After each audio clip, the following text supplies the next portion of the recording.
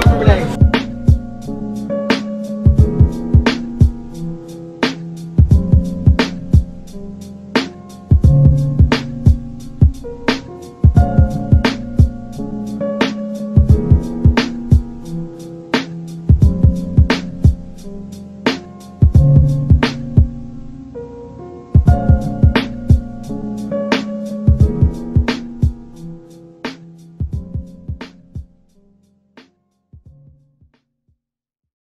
Each of us play a role. Your sisters helping sew the garments, preparing the food so we can eat, raising own children in the fear of the Lord. There's a difference of administration, but the same Lord. Read on. And there are diversities of operations, but it is the same God which worketh all in all. If we understood that, and if we understood that each of us are moved by the Lord, we would be careful how we speak to each other. We would be careful not to offend. And if we did, we would be quick to fix it. We would want to try to make friends. Watch this. Verse 7. 1 Corinthians chapter 12, verse 7. But the manifestation of the Spirit is given to every man to profit withal. You understand what that said? But the manifestation of the Spirit is given to every man. Like I said before, every one of you was called of your Father. The manifestation of the Spirit was given to you from God, not man. It says what? To profit withal. Read on. For to one is given by the Spirit the word of wisdom, to another the word of knowledge by the same Spirit. Right, the same Spirit gives one man wisdom. Another man has knowledge. One man can have wisdom and understand deep things in his Bible. Another have knowledge and understand how to work things. But you put them both together, what he's going to do? He's going to share his talent, and you're going to share my talent. I'm going to get some of your knowledge, you can get some of my wisdom, and then we're going to work together. Iron sharpens iron. I know many precepts I don't want to go through now, but we work together. So when you see a brother or sister, you automatically think, God has given them something. What is it? They got to find it for themselves. What is it that I can learn from this person?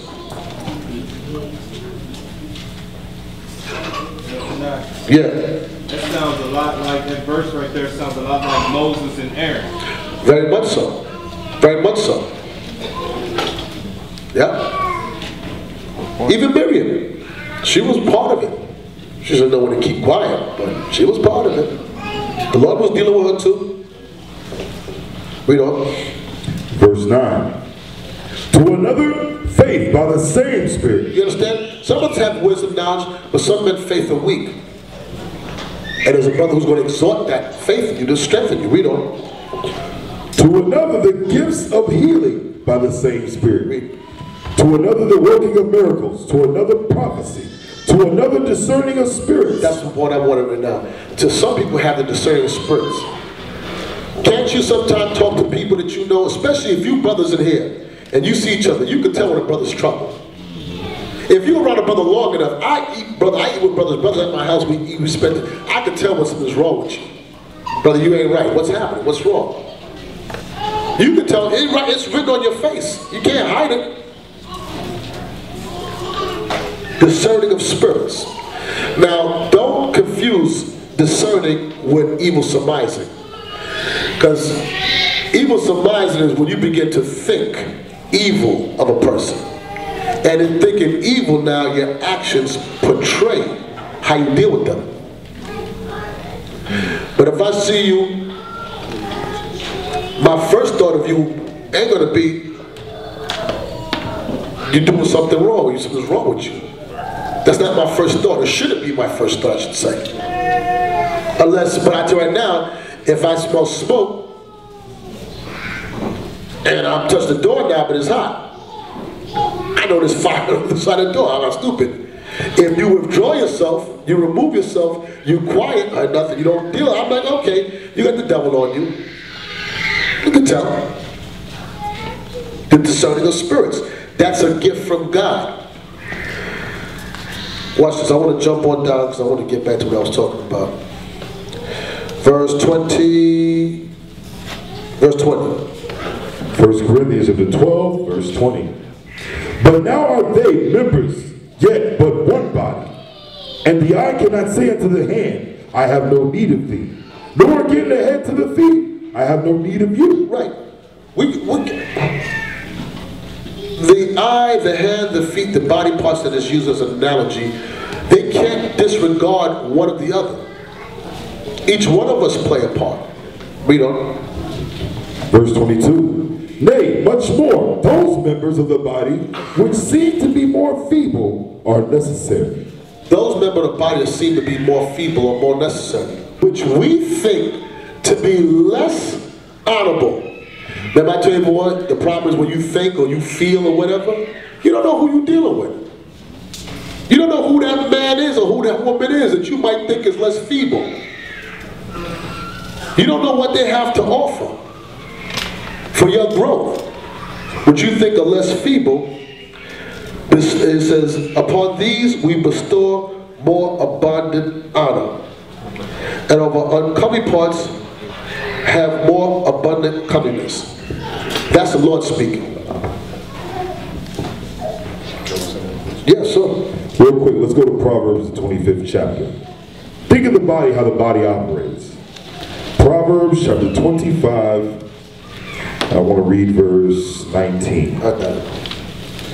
Proverbs, the 25th chapter, the 19th verse. Come on.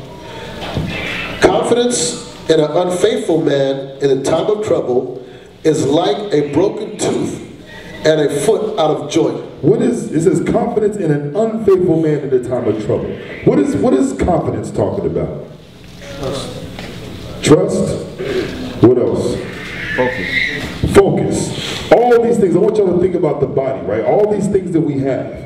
But when it comes time to use these things, if you don't apply it when it's needed, what's going to happen? It's unuseful. It says confidence in an unfaithful man in time of trouble is like a broken tooth and a foot out of joint. Can you run away if your foot's out of joint? Can you chew things up if your tooth is broken? What need is it? You can't use it. What we have to understand is we need all these parts of the body. And we need these parts of the body to be strong, trustworthy, dependable. And in the time of trouble, we'll be able to use them and lean on one another, depend on one another, help one another.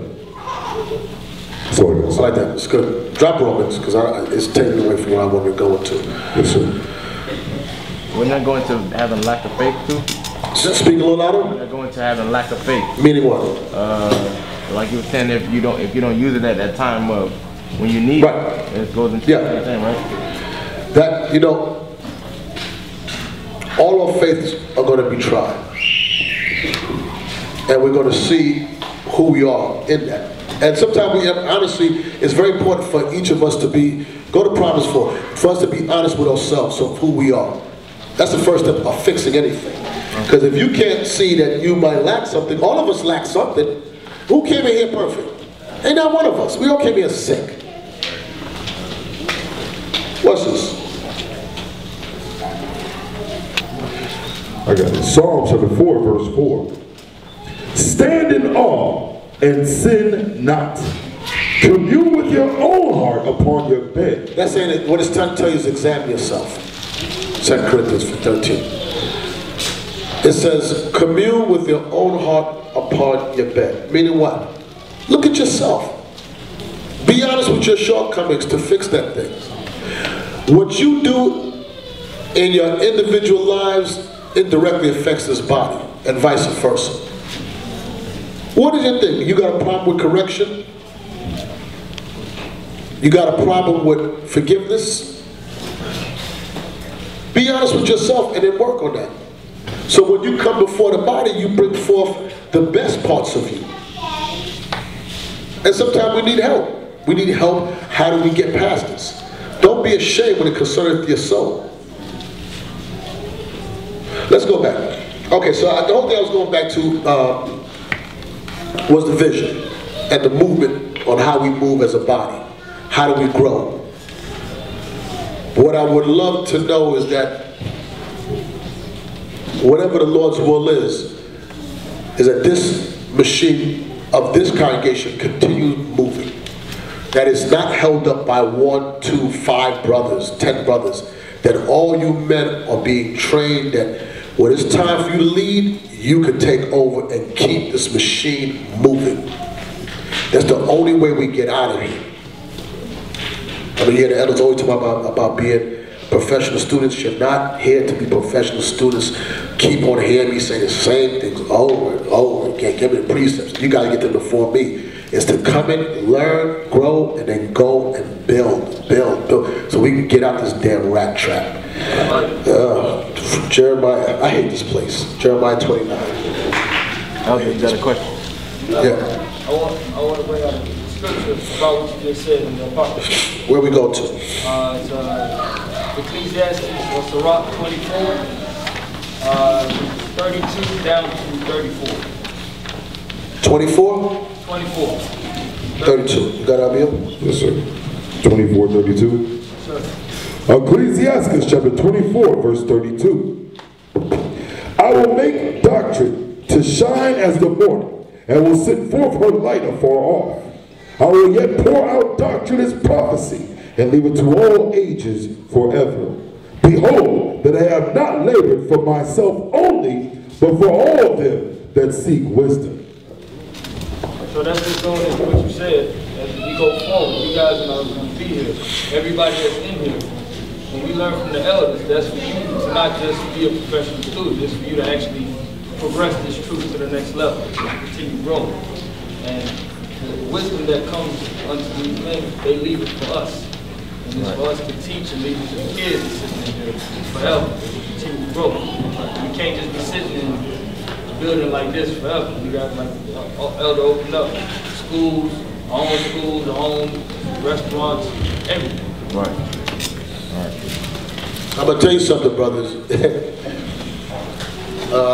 We don't know how much longer we have here, but whatever time you're going to see this truth grow, you're going to see understanding grow. And I know that if the Lord spared my life, there's things I'm going to be retaught. I'm going to get more understanding. It keeps on growing. It doesn't end right here. That's what I said. You men coming up, Lord knows these children, where you guys are going to take them? Where's the Most High going to move you all to take them? Honestly, we're still very small as a nation of people. Where are you? I don't even imagine. Think about the men that were before me. What they were doing. They were in New York, LA, Chicago. They wasn't even in Detroit. I'm talking street teaching Israelite, not those Christian, don't hit the street. It wasn't very many. Look where we at from then to now. That trust me, it ain't that long. When you look at the span of this movement, where's the Most High going to move your spirits to do what? What mighty works is going to come from you? I was looking at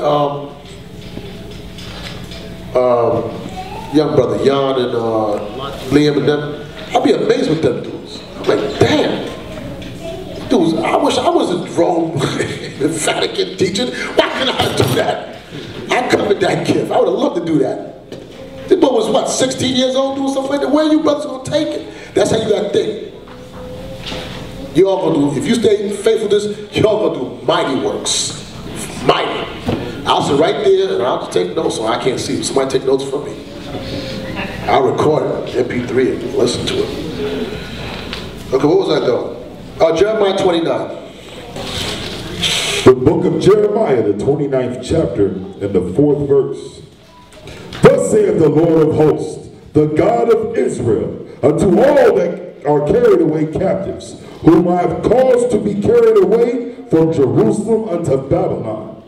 Build ye houses, and dwell in them, and plant gardens, and eat the fruit of them. So this was Jeremiah the prophet, and the Lord was using him to send a letter to Babylon, because at this point, no, he wasn't there, right? No, yeah, he wasn't there.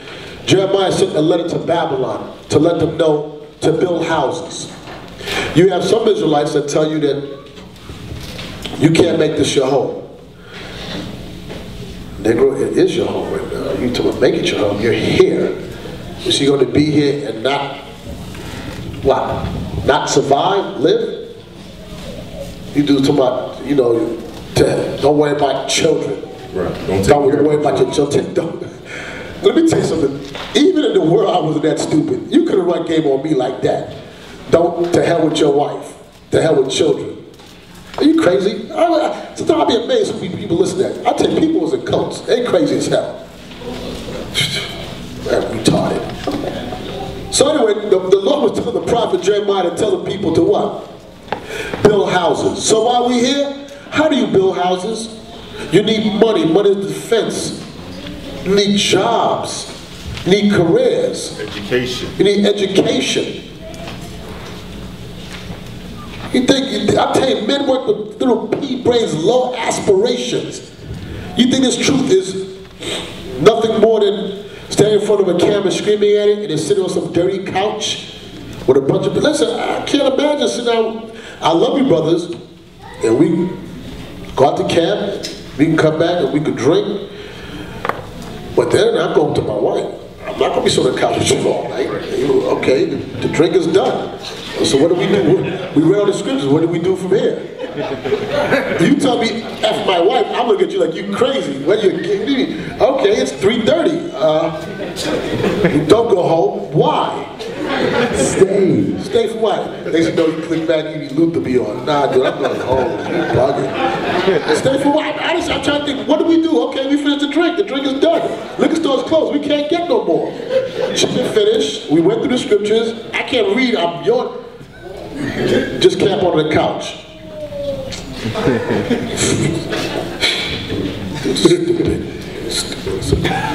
Stupid. Oh, nah, you bugging now. You bugging. Verse 5. Jeremiah chapter 29, verse 5. Build ye houses and dwell in them, and plant gardens and eat the fruit of them. This is where we were in Babylon. This is the Lord telling Jeremiah to tell the people, prepare yourself, you're here. Make a way for yourself. Read on. Take ye wives and beget sons and daughters. The Lord, listen, your father that's called you told you to take a wife. They say to hell with a wife.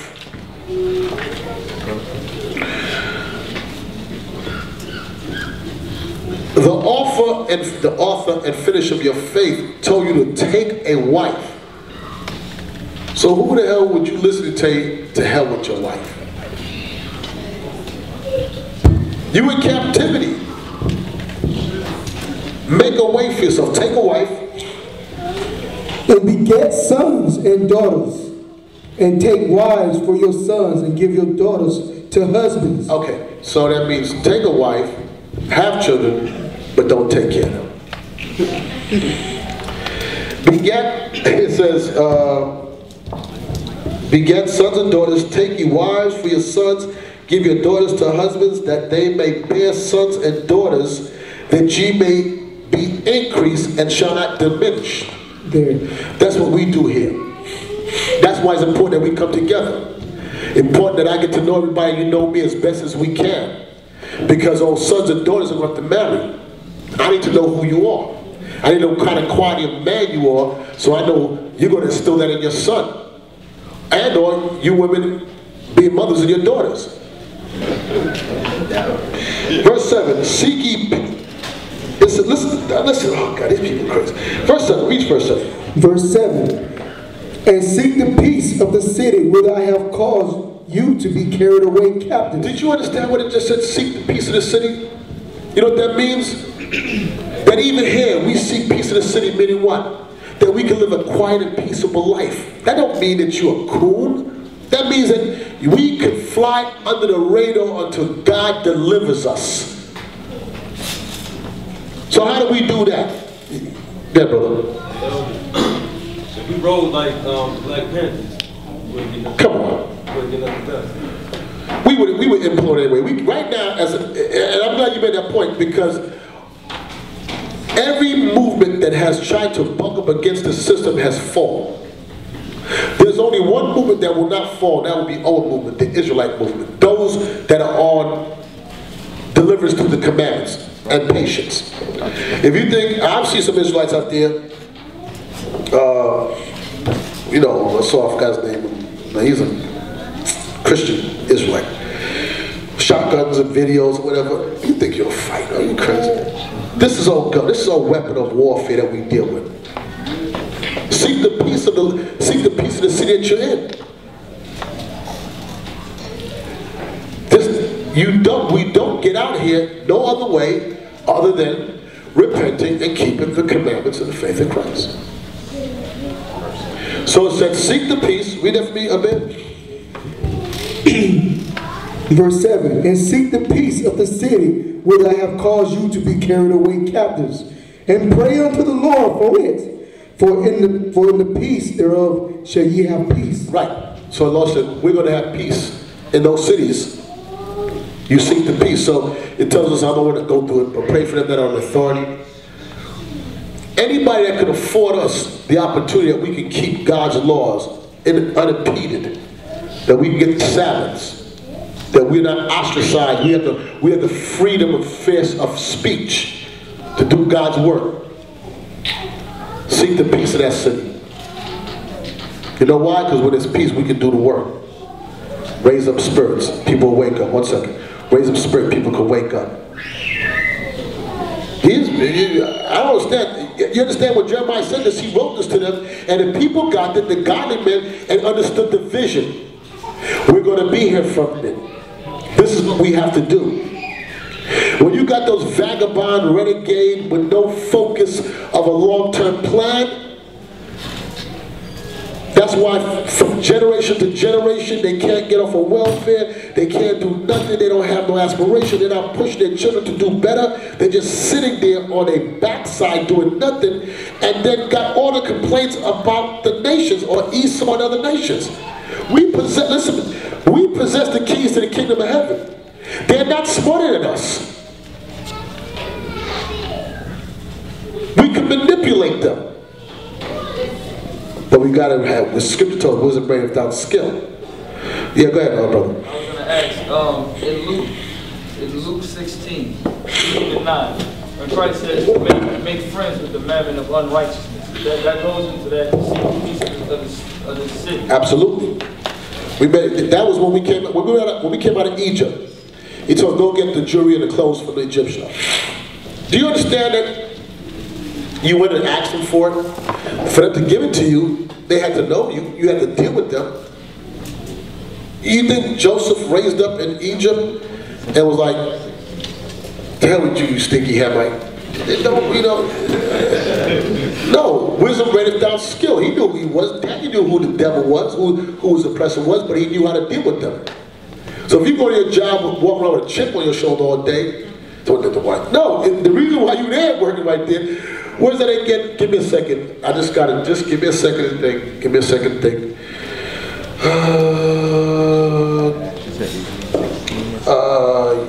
Yeah, say it again. No, that's not the one. There's one. Here we go. I'll get you right now. Give me a second. Here we go. Deuteronomy 30.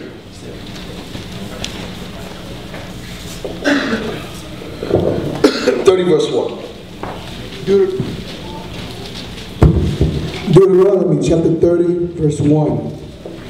And it shall come to pass, when all these things are come upon thee, the blessing and the curse, which I have set before thee, and thou shalt call them to mind among all the nations, whither the Lord thy God hath driven thee. So do you understand what he's saying here? He says, and it shall come, the Lord is already telling us that listen, y'all go into captivity because y'all don't listen. I'm going to tell you what's going to happen. Y'all going to go. He says, and it shall come to pass when all these things are come upon thee, the blessings and the curses which I've set before thee, and thou shalt call them to mind among the nations whither the Lord thy God has driven thee. So put yourself right now.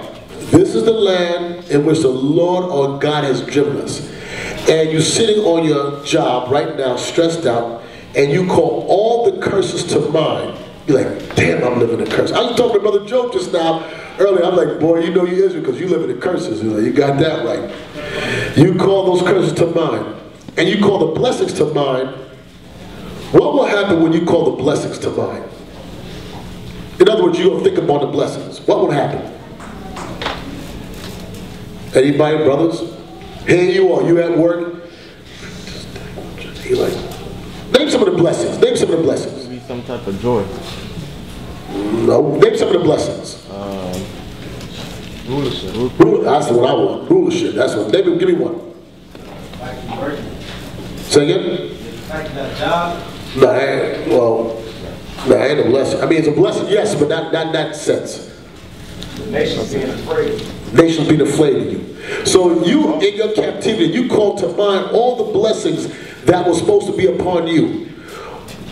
You're supposed to be ruling. Nations afraid of you. Honor, glory, respect. And you at work right now. What would that do to your spirit? Oh, make you mad.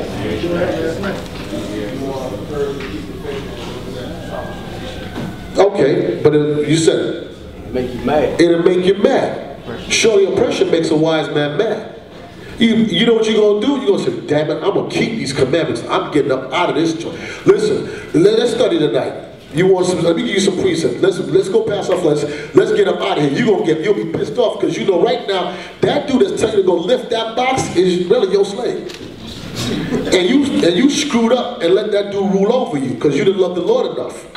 You're gonna be mad enough to make a change, and the change is repentance. You're gonna call those blessings to mind and remember, damn, you screwed up. Hell am I here? What did he say to me? So I'll be looking at it, who do you think you're talking to? You nigga, pick the box up. for right now, it's finna come a day. And in that day and that time, let's go back, Jeremiah 29.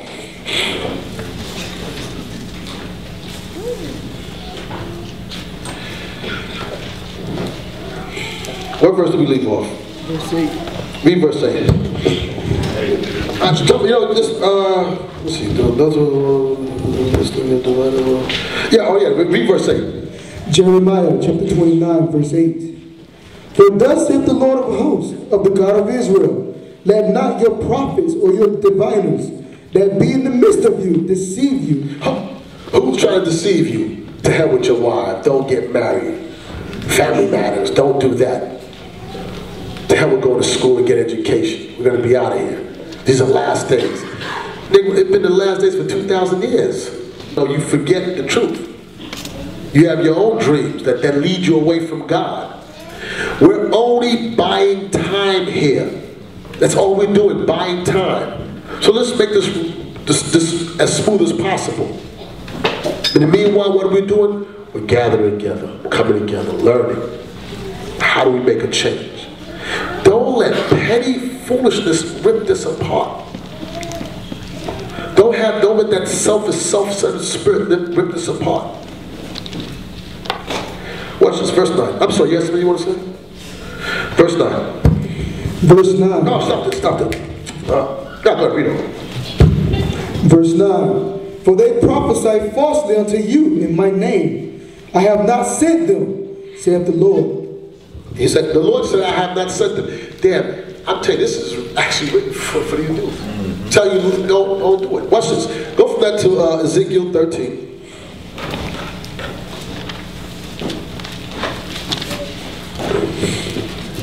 Remember, those that had visions, they had long-term plans. God showed them what to do for the long term. It was beyond tomorrow, next week. Set things in place that when I'm out of here, the next man is going to take on and keep it moving, keep the machine moving. Those are the subtle things in God's laws and God's word that we're learning that we have to become. I myself am learning it right now. How to become better at this. how to become better at conveying the message. 13, Ezekiel 13 verse 1. Ezekiel chapter 13 verse 1. Ezekiel the 13th chapter and the first verse. And the word of the Lord came unto me, saying, Son of man, prophesy against the prophets of Israel that prophesy, and say thou unto them that prophesy out of their own hearts, hear ye the word of the Lord. Thus saith the Lord God, woe unto the foolish prophets that follow their own spirits and have seen nothing. Yeah, they follow their own spirits. You know what? And they have seen nothing. That's why I said before, we read it, we didn't read it. 1 Corinthians 13, it is about charity, seeketh not her own. You might see something in the scriptures that could be absolutely right. But if you're a charitable person, you will not blurt it out. You will go to the elders and deacons and tell them what you see and let them reason in the scriptures. Now, I'm not talking about laws, because laws is what it is, straight commandment. Thou shalt not commit adultery. There's no other way to break it down. But that's another man's right. Don't touch it. There's no spiritually dead. Don't fall for that crap. But when you might think you see something, the charitable thing to do is be patient, because you might cause a problem amongst the brethren where people are now confused. A man that seeks his own and never look to say that what I'm about to do, how can this end up grieving the Spirit? Can it grieve the Spirit? Or do I want to be the one to say, see, I know, God is dealing with me. God is dealing with all of us. That's what we're here for. It says, read the last verse again. What verse you at? Verse 3. Thus saith the Lord God, woe unto the foolish prophets that follow their own spirits and have seen nothing. And have seen nothing. Read on. O Israel, thy prophets are like the foxes in the deserts. Ye have not gone unto the gaps, neither made up the hedge for the house of Israel, to stand in the battle in the day of the Lord. Right, they weren't guards for the house of Israel. That man that followed his own spirit, his own mind, is dismissing what the word says and have not become a guard to the people to warn them. Our job is to warn you, don't sin, keep the commandments. If you sin, repent, get over, let's move on. That's our job. These men have not filled the gaps, the breaches. How you fill it in is right with this. Read on. Verse 6. They have seen vanity and lying divination, saying, the Lord said, and the Lord hath not sent them. I'll tell you something, brothers and sisters. The scariest thing, and it's truth to me, is when you believe your own BS. And all the brothers around you telling you wrong, and you're like, no, that's what I see. That stuff is scary. Now, I don't know if you ever dealt with people like that, but you talk to you like, listen, the scripture says this. Last week, they were breaking bread, and y'all was a cat. And the next week, you're like, hey, nah, it don't mean that. Nah, brother. Hold on. Hey, brothers, let's show him. And all of a sudden, he's against all the brothers. And what the hell we got it? Let me tell you something. When you don't believe in yours, if you understand the scripture says the heart is desperately wicked. If all you brothers collectively say, hey, nah, would not, even if I thought what I was thinking is right, my first response would be, these are all godly men. What scriptures he break? I don't know. He break the scripture up. All right, maybe I'm bugging. Let me fall back in line and shut up. Then go, you all off. Telling you don't know. Even if I was right, Chad don't see. You don't run in that spirit. You find out a lot of young novices, they got that spirit where they, all of a sudden, the dove descended upon them, after 32 weeks. And then you're talking, how does it be given out? All right, click. See what I see you. Read that verse again, verse 6. Verse 6. They have seen vanity and lying divination, saying, the Lord said, and the Lord hath not sent them. and they have made others to hope that they will confirm the word. I'll tell you something. I see that right now with this stuff about don't take care of your wives. And people be listening to that stuff. Read on. Verse 7. Have ye not seen a vain vision, and have not spoken a lying divination? Whereas ye say, the Lord said, albeit I have not spoken. You know how you can tell what the Lord didn't say? And you got to study. You know, 2 Ezra chapter 10 verse 33. And he said unto me, stand up manfully, and I will advise thee. That goes back to what being that you said that in Isaiah about being bold. Stand up manfully. The angel's going to reveal something to him. He said, I will advise. The point I want to watch this. I will advise thee. Watch this. 34. Verse 34. Then said I, speak on, my Lord, and me. Only forsake me not, lest I die frustrate of my hope. It says, then said I, speak on, my Lord, and me. He's telling the angel, the messenger, speak in me. Let thy words be inside of me. Show me what to do. Read on. I'm sorry. Forsake me not, lest I die frustrate of my hope. So that's you running this whole course, and you don't get it at the end. What's the point in doing all this Sabbath and going to spend the money to buy these things on the end of your shirt, and stop eating pork, and stop burning trees, and stop whoring, and stop doing whatever you did, and stop 4th of July, that at the end of this you don't get the kingdom of heaven? That sucks. That sucks. You better just go back to the world. Come on. And then you go through all that and don't get it? Read on. Verse 36. I'm sorry, verse 35. For I have seen that I knew not, and I hear that I do not know. Or my sins deceive, or my soul in a dream. Now therefore I beseech thee that thou wilt show thy servant this vision. Right, he wanted to understand the vision. So when you read on, the angel showed him the vision, but the point was, he was asking, show me what it's about. Show me the subtle things in what you're saying. That's why I said it's a skill as you learn, as you grow this truth. And I tell you something, to this day I am still learning. I'd be like, oh snap. I'm telling you, that's why I tell you, I always say, brother, just read, keep on reading, keep on. Even when you think you ain't learning something, trust me, something is getting put in the recesses of your mind, and one day, you're going to read something else, and it's going to hit like a bunch of dominoes. You know, when you first come in, you get that feeling a lot. But after you learn for a while, you kind of got an idea. It doesn't come as often. But when they start coming, I'm telling you something. I don't know if you're experiencing it. That's incredible to me. I'm like, oh snap! I ain't got to pick up the phone. I'm like, oh snap! That go with that. I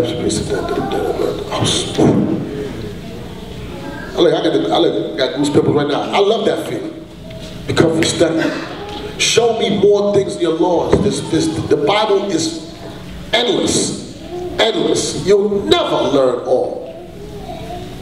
Until Christ returns and shows everything. What we need for the kingdom is simple. That's not hard. All right. Watch this. Go from that. Also, I lost my train of thought. What I was going to when I was reading Jeremiah concerning build houses. Watch this. Go to Jeremiah 32.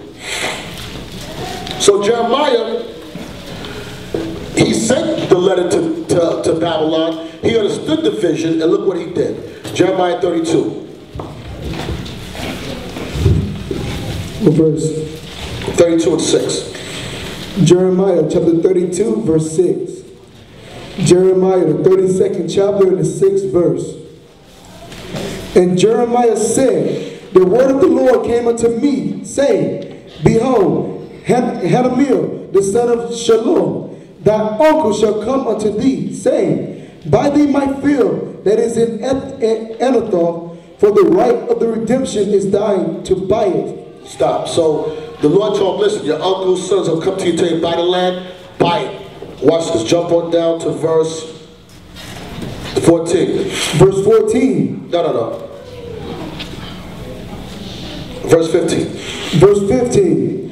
For thus said the Lord of hosts, the God of Israel, houses and fields and vineyards shall be possessed again in this land. So, wait a second. They just was going off into Babylon.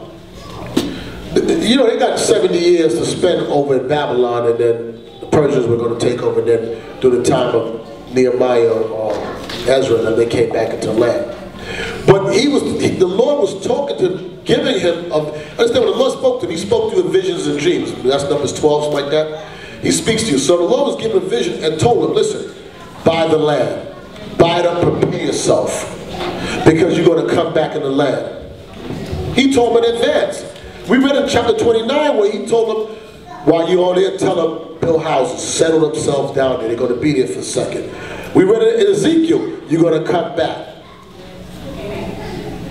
So for us now, we're to prepare ourselves. Remember, he told buy land, he was actually in Jerusalem. He was in Israel back then. But for us today, what do? We prepare ourselves to get up out of here. In the meanwhile, we do what? We come together. We work as a unit. Watch this. Go from that to Genesis 41.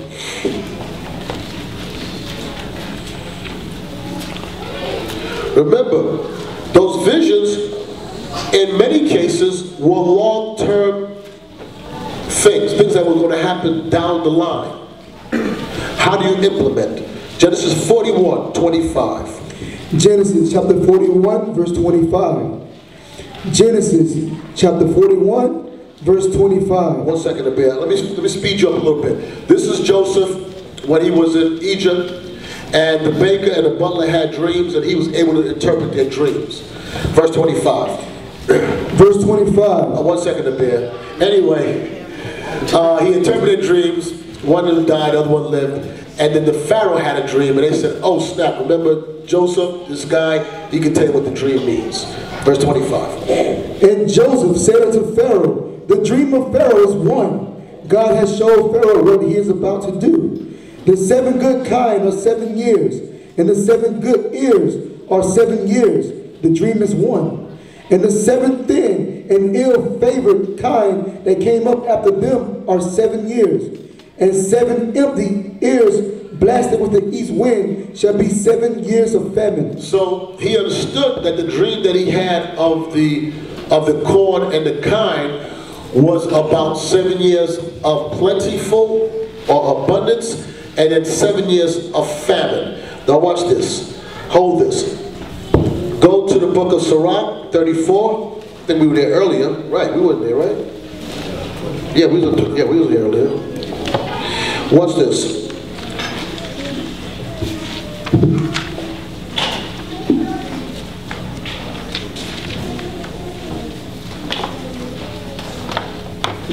Verse 3. Sirach, or Ecclesiasticus, chapter 34, verse 3. Sirach, chapter 34, verse 3.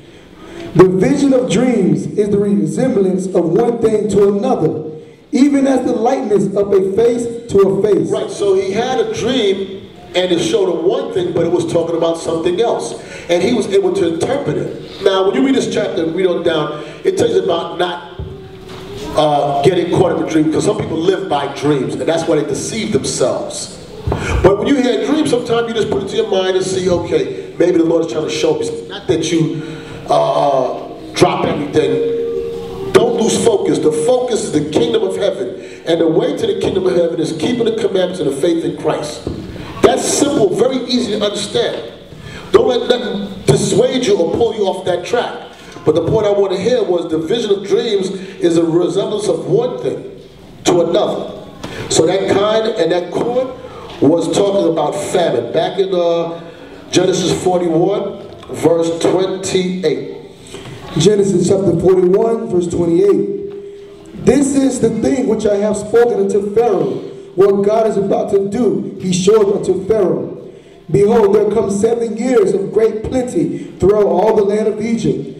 And there shall arise after them 7 years of famine. And all the plenty shall be forgotten in the land of Egypt. And the famine shall consume the land. And the plenty shall not be known in the land by reason of that famine following.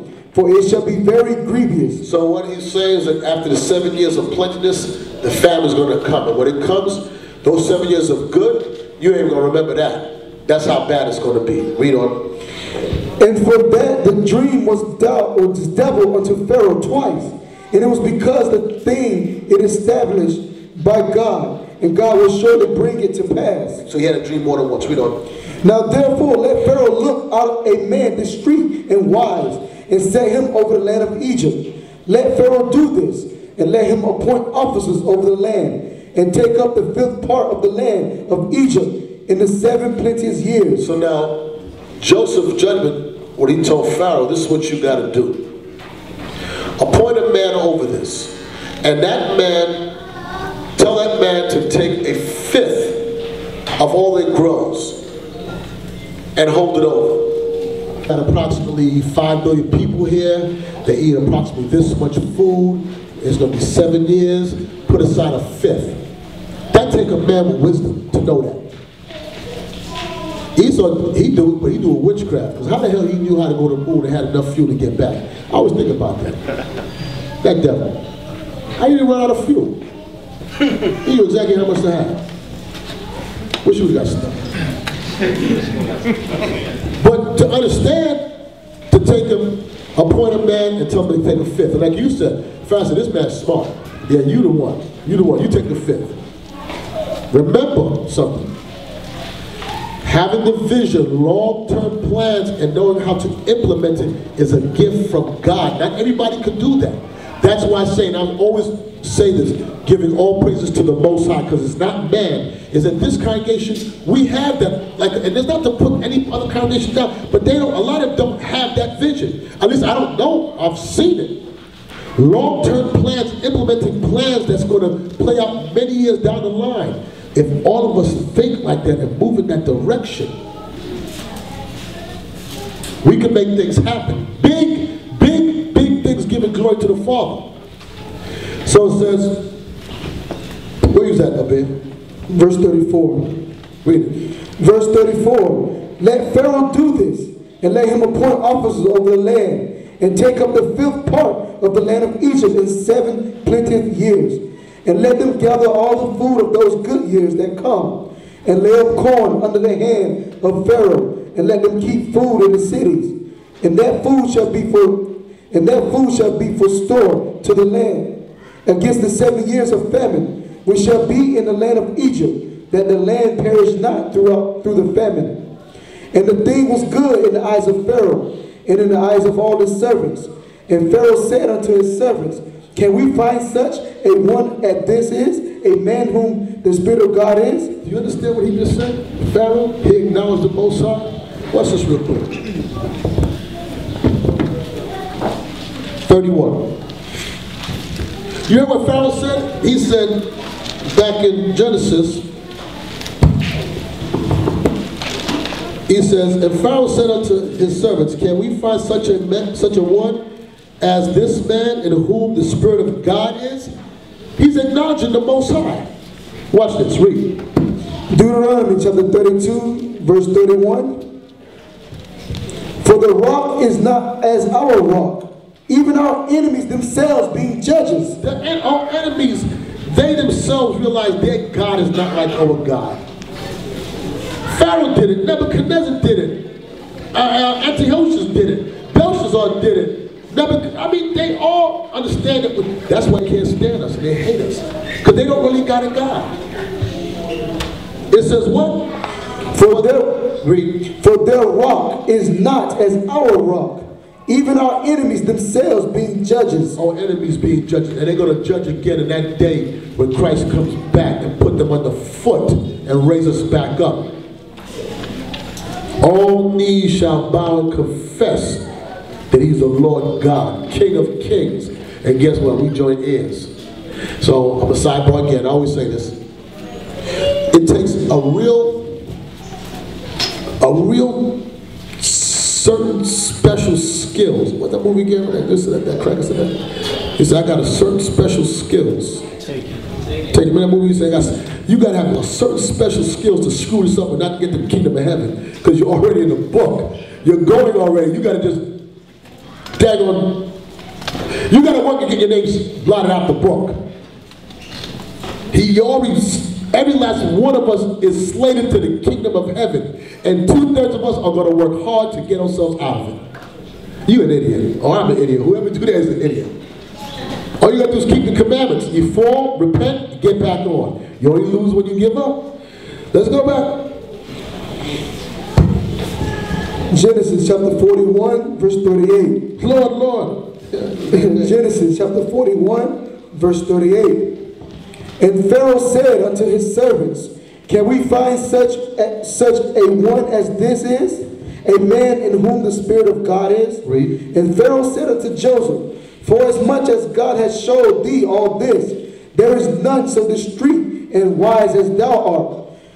Thou shalt be over my house, and according unto thy word shall all my people be ruled. Only in the throne will I be greater than thou. You said only the throne. In other words, he set Joseph up as number 2. So,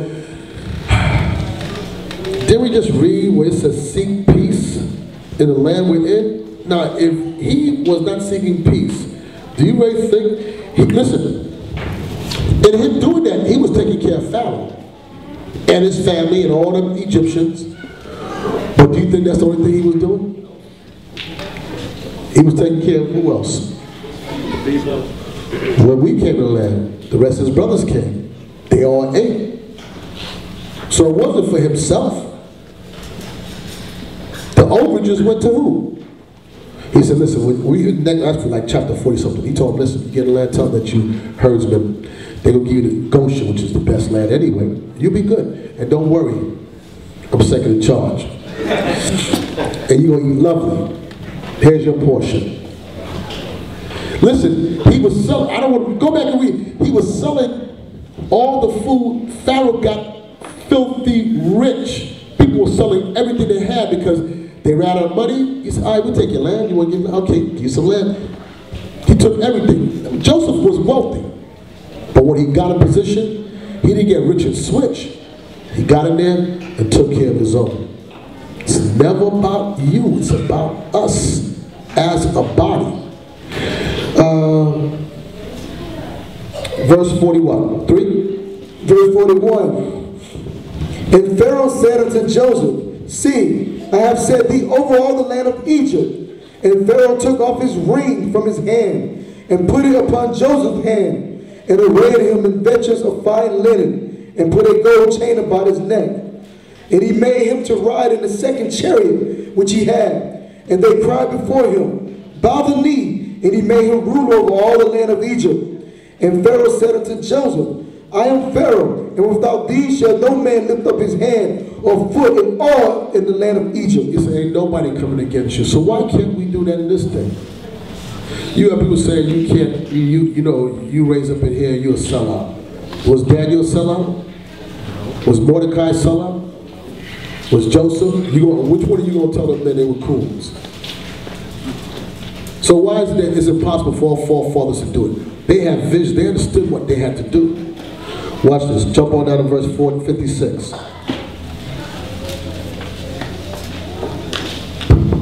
Verse 56.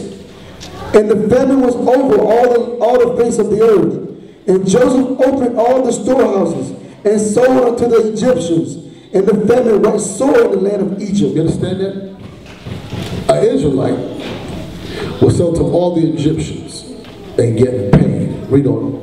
Verse 57. And all the countries came into Egypt to Joseph to buy corn, because the famine was so sore in all the land. So all the nations are coming down. You know how much money this dude was pulling in? And guess what? He wasn't robbing Pharaoh, because he was a godly man, but he was doing all right for himself. Watch this. Go to chapter 47. Now, if this ain't a person that had vision to understand how much to store away. 47. Verse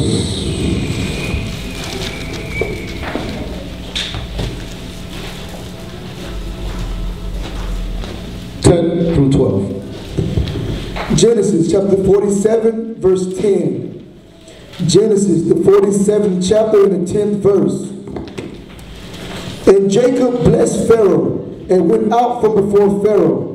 And Joseph placed his father and his brethren and gave them a possession in the land of Egypt, in the best of the land. in the land of Hold on, Ramses. slow down. And he gave them the what? Gave them the best of the land. That's what happened. When we get positions, you in jobs, you find some position where you can help a brother. You move him. Listen, did not Daniel do that when Meshach, Shadrach, and Abednego? He got up, he put them in position. You get yourself a situation, and you can help a brother that's God, you put him in position. Now that brother who you help, he better not be somebody go in there now and mess it up or mess up your name. He got to be cognizant and be respectful that, oh, listen, brother, help me out. But move them up in positions. Now, Joseph is in a place and he gave the best of all the land. You good. You taken care of. Read on. In the land of Ramses, as Pharaoh had commanded. And Joseph nourished his father and his brethren and all his father's household with bread according to their families. You understand that? He had the overages. He nourished them with bread. You think he was making them pay like that? Nah, you're all good. Take that. That's where wisdom rained down skill. And wisdom will tell you how to conjecture things that's going to come to pass.